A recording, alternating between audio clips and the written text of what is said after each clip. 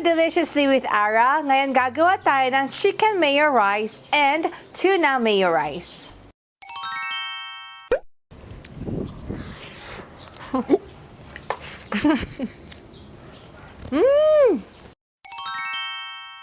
So gagawa tayo ngayon ng dalawang klase ng DEOP-BAP or mayo rice.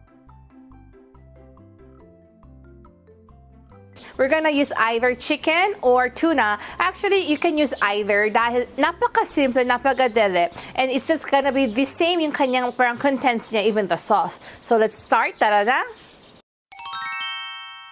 So this kind of mayo rice, in Korea, sometimes they even call it for dormitory food or college students food dahil napaka-simple, napaka-budget friendly. And we're giving a little twist, parang sort of like a healthy touch sa mga foods, sa mga instant access that we have too. You know, like for fried chicken, right now, if we can get like a bucket of it, di ba nakakasawa naman minsan we just have to eat the chicken and rice and gravy. So by having this kind of mayo rice, we're gonna sort of like, recreate the dish. So let's try first our chicken. I have some leftover from a bucket na I ordered yesterday.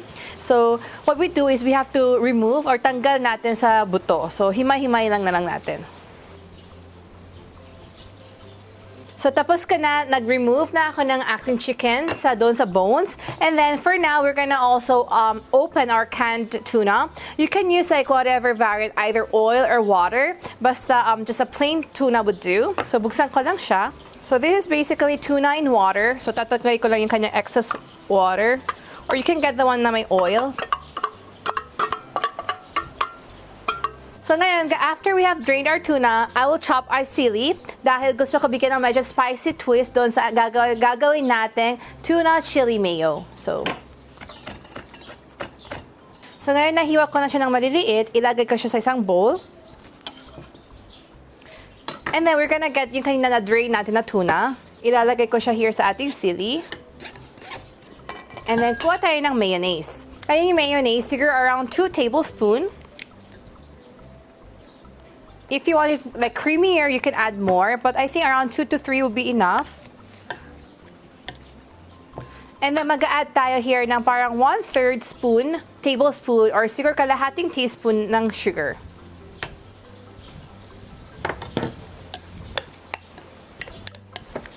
So nagawa na natin ang tuna chili mayo. Hindi kailangan na napakaraming mayo because later on magta-top tayo ng mayonnaise. So just now, I just want to blend yung para maging medyo savory ang ating tuna and mayo and chili together. Ngayon, after na nahiwalay na natin ang ating chicken, also gumawa na tayo ng ating tuna mixture, we'll just beat our eggs. So basically, around 1 person I allocate 2, but of course, it's really up to you kung gaano karami or kakonti ang gusto ninyo. And because gagawa tayo ng dalawang klase ng mayo rice or DEOP-BAP, I'll break 4 kasi isa sa chicken, isa sa tuna.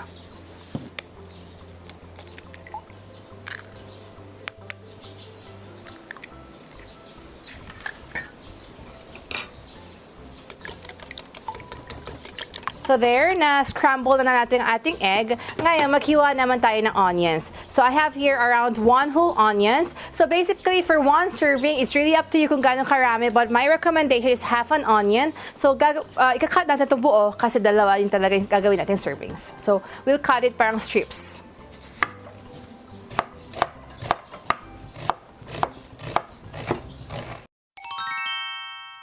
So, this is very easy, like students can do, children can do, and also we're like sort of giving a new twist sa ordinary food that we have an access, diba? So I think it's a perfect food, like a quarantine food that we can say.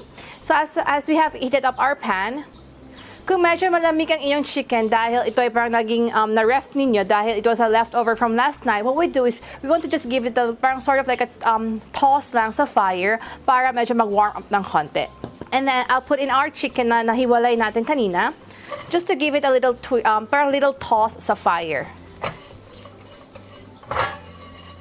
So we just gave a slight toss sa fire para initin. Actually, you can microwave it, pero minsan di mo nakakatamad din mag-microwave. So what I just do is toss it on the pan. And then next, on the same pan, I will cook our eggs. And then our eggs, I did not season our eggs kasi maglalagay tayo mamaya ng soy sauce dressing. So, but if you want like a little bit of taste on your eggs as well, you can actually do like a pinch or 2 of the salt on your egg mixture. So we just pour in our egg. And then, isa-scramble natin siya. So, just slowly, parang isa-swirl lang natin ng konti-konti. You know, as we wait for our egg mixture to be done, what we can start already is to actually prepare our rice on our bowls. So, every luto, parang dampot na lang tayo ng dampot doon sa ating bowl itself for our mayo rice. So, since I'm gonna do two, I'm just preparing two plates. So, my eggs are ready. I'll put our eggs here sa ating rice, sa taas ng ating rice. Parang, you know, just sa side lang pwede. So, after we have put our eggs on the rice, ngayon, isa-stir fry natin ng ating onions. And then, I'll just drizzle like siguro konting oil, mga 1 tablespoon. And then, we'll just cook the onions until medyo magiging parang ma-melt siya ng konti, parang brownish ng konti. And then, mag-add tayo ng konting pepper. You know, onions and pepper, they make a parang perfect partner. They boost up one another. So, just a sprinkle of pepper. And now, medyo we can see na medyo nagbo-brownish ng konti yung ating onions. We'll add sugar, 1 tablespoon. Siguro by now, you have noticed how much I love yung parang kinakaramelize ko ang sugar first every time we cook something. So same thing, we'll parang caramelize the sugar first with our onions.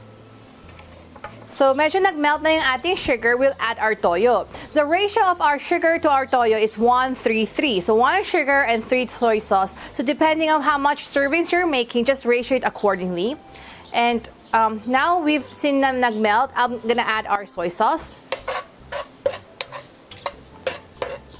Still, I'm gonna put the soy sauce on the side just to have the sizzle first before I add the water.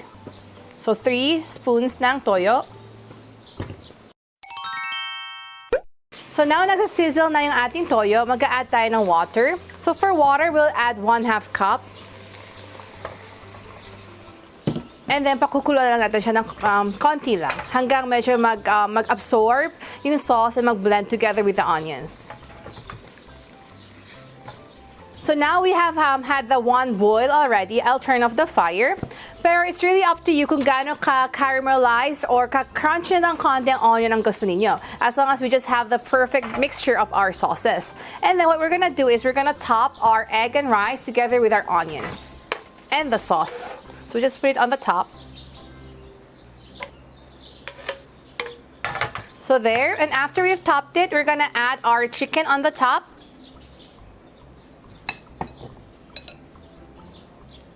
So we've already added our chicken on the top. And I'm gonna decorate also. We're gonna top also our mayo mixture with the tuna kanina na ginawa natin. So same thing, egg and rice and onions on top.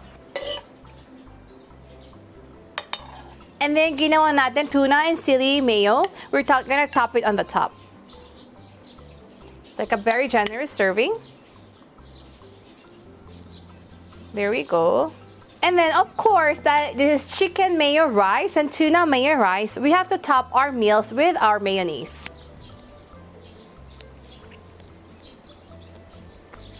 So there we go. We're done with our tuna mayo rice and chicken mayo rice. So, tada! Here is our chicken mayo rice and tuna mayo rice. And nag-sprinkle ako ng konti ng with malunggay flakes. So, I hope you enjoyed this very simple recipe that for sure everybody would love it. So, see you next time. Please don't forget to like and subscribe our channel, Deliciously with Ara. Bye!